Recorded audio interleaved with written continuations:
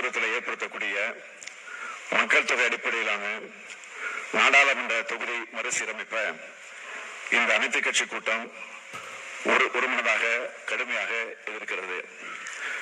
நாட்டின் நலனுக்காக மக்கள் தொகை கட்டுப்பாட்டை முனைப்பாக செயல்படுத்திய ஒரே காரணத்திற்காக தமிழ்நாடு உள்ளிட்ட தென் மாநிலங்களின் நாடாளுமன்ற பிரதிநிதித்துவம் குறைக்கப்படுவது முற்றிலும் நியாயமற்றது.